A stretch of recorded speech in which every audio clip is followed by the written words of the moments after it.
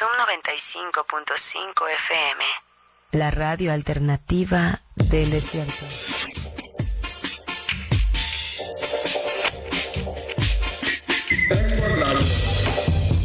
Regresamos en la radio con Aarón Tapia. No son relaciones públicas, es periodismo sin tapujos ni mordazas. Ya está con nosotros Mario Campa, que le robé unos minutitos ahí, que me extendí con el monólogo, pero bueno, da mucho para hablar eso, Mario, ni modo.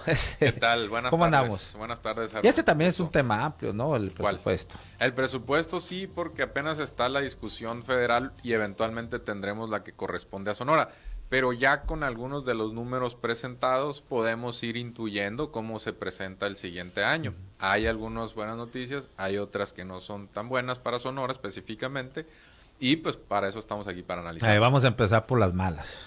Las malas, mira, después de varios años de crecimiento por debajo de la media nacional y de muy pocos esfuerzos de la anterior administración estatal encabezada por Claudia Pavlovich Arellano, Sonora es de los que menos va a tener participaciones este año. La fórmula está basada en crecimiento y esfuerzos de recaudación, básicamente. Okay. Nos va muy, muy mal ahí. Digo, mal, la oposición pero ya va mira, a ser como... es mal en términos relativos, o sea, si nos comparamos con otras entidades, pero realmente es un incremento en términos reales de 4.9%, 5% en términos reales, o sea, ya descontando la inflación. No es un mal número. Sin embargo, si lo vemos con respecto a otras entidades, Sonora queda entre los últimos 5 lugares, ¿no? Para California Sur incluso caen sus participaciones, ¿no? En parte pues, también por bajo crecimiento, afectado por el turismo. Y aquí, cae en cuanto a porcentajes, ¿no? Pero de manera real no se puede, porque no, real, sí, no puedes darle menos, sí, pues no, tiene un decrecimiento, por ley, ¿no? digamos, o sea, crece menos de lo que crece la inflación, para efectos prácticos, pues te alcanza para menos, ¿no? Sí, porque te recordarás, ¿no? Como la oposición dice, no, que le dio menos, le pegó el tijeretazo, pero no, realmente no es así. Se incrementa el monto, pero se incrementa por debajo de lo que se incrementa la canasta básica para quien nos está escuchando en casa, y entonces pues eso le deja al gobierno con menor poder adquisitivo, ¿no? En fin, entonces le va mal en participaciones a Sonora, en aportaciones le va en la media más o menos, se va a incrementar 3%. Aportaciones son muy importantes porque ahí están los fondos, por ejemplo, de nómina educativa, de educación a adultos mayores. Ahí solía estar el de seguridad, ya no, estamos en un proceso de reconversión de los aparatos de seguridad pública y ese fondo ya dejó de tener importancia. En eso le va relativamente bien a Sonora, y en donde también le va muy bien es en el gasto federal más federalizado. O sea, todo, por ejemplo, ahí tú sabes que aquí hay una delegación del IMSS, del ISSSTE, ¿no? Ese recurso es federal y también pues hay que calcular. Ese va mejor. Ese se incrementa en 17%, ¿no? De 95 mil millones de pesos pasamos a 116,000 de acuerdo a lo que se presenta en el proyecto de presupuesto de egresos de la Federación, y es un incremento en términos reales del 17.4%. ¿Dónde se están viendo los incrementos?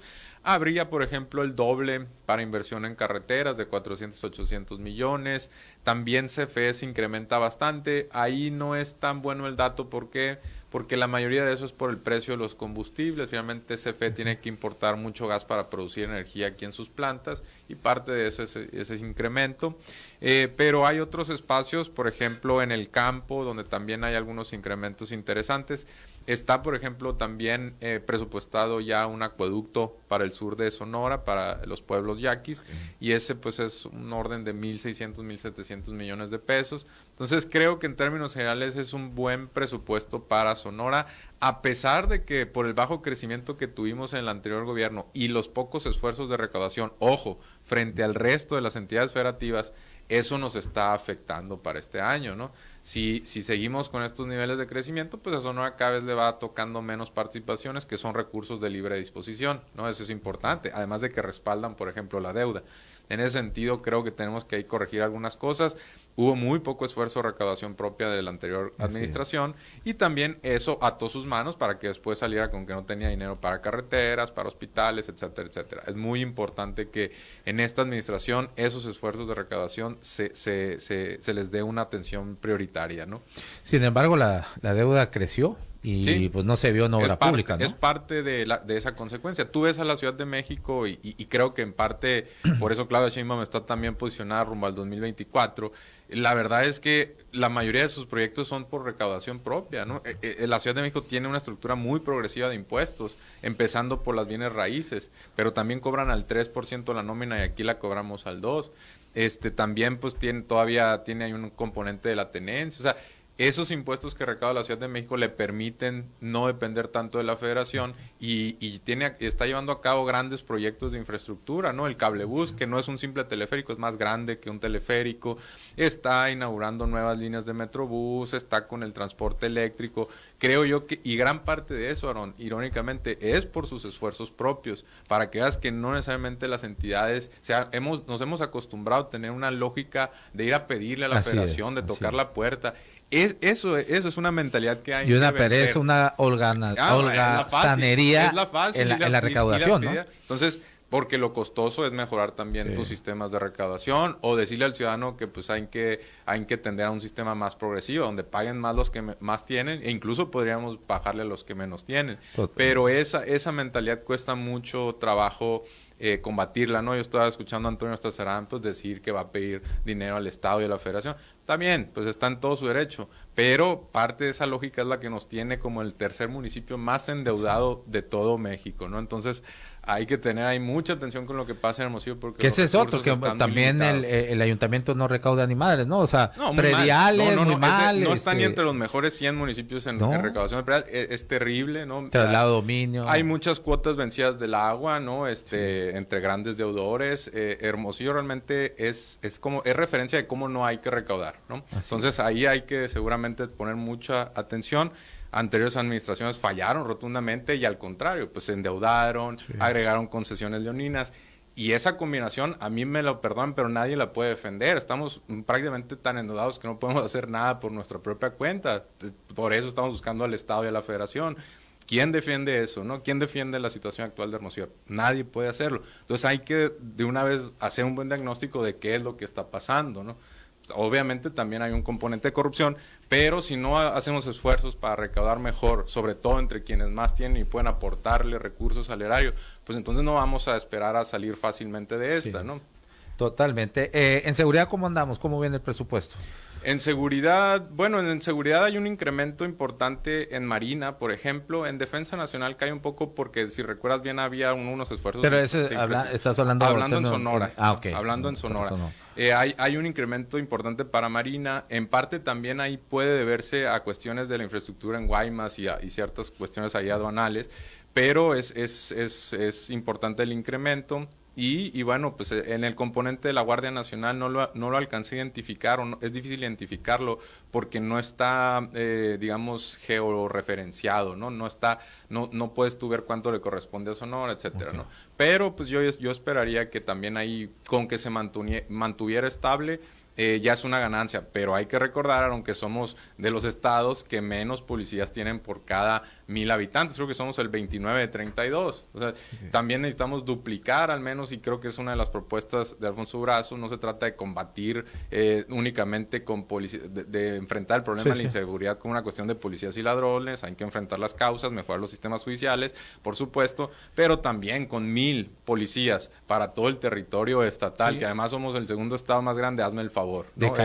Decayó de manera catastrófica, ¿no? Porque recuerdo con Burs, eran los estados que tenían mayor proporción en cuanto a su población, ¿no? Los policías que tenía, o sea, policía por cada 100,000 habitantes, algo así, era bastante alto, era de los estados que más policías tenían. Sí, que ahora al revés, somos de los que menos tienen, ¿no? Entonces ahí tenemos un gran rezago. También estamos rezagados en la carrera policial, hay formas de medirlo, hay estados que ya son 7 componentes los que se evalúan, por ejemplo, que haya censos claros, que se publiquen bien las bases y todo eso, que haya premios. Y Sonora creo que cumple 4 de 7, ¿no? Entonces somos de los estados también más atrasados en carrera policial. En salarios no estamos tan mal, pero en prestaciones sí. Entonces, la verdad es que las policías aquí han sido un desastre. Una disculpa para los policías y sus familias que me escuchan. No tienen ellos la culpa, no les han dado tampoco los mejores elementos para llevar a cabo su tarea. Y ahí sí, insisto, Aarón, de nuevo nos topamos con una cuestión de que tenemos que pensar en la recaudación. Ya mencioné la parte municipal, pero también la estatal. La recaudación propia es lo que va a permitir que también desarrollemos nuestras policías por acá. Por supuesto, el esfuerzo de austeridad ayuda mucho y va a liberar recursos, es muy importante, pero no hay que descuidar la parte que le corresponde al Estado en términos de recaudación propia. Nuestros impuestos son muy importantes y en ese sentido, si en un país tan desigual como México, los que más tienen que hacer un esfuerzo por colaborar más si queremos romper algunas inercias. Ese mensaje quiero que siempre quede muy claro y yo siempre lo voy a defender acá, ¿no? Muy bien, aquí te dicen que excelente analista, excelente Mario Campa como siempre. Rosa María le dice saludos, que la compañía del gasoducto respete la lucha Loma de Vacum y su territorio sagrado. Ese de Sempra, ¿no? Bueno, no sé si ya tuviste la oportunidad de leer el nuevo libro del presidente a la mitad del camino. Menciona ahí algún capítulo, un subcapítulo, no tampoco es tanto, a la cuestión de los gasoductos, ¿no? Y algunos, pues por supuesto, nos interesan porque son de Sonora. Básicamente narra un poquito más de cómo se dieron las negociaciones, pues para bajar las tarifas de Sempra, de Carso, que tenían, pues, básicamente estaban cobrando sin proporcionar el servicio que deberían de haber proporcionado. Entonces, hubo ahí una renegociación y seguramente será un tema que dé mucho para hablar. Pues a quien esté interesado, pues está ese material de respaldo, ¿no? Muy bien, pues muchas gracias, Mario. Nos vemos la próxima semana.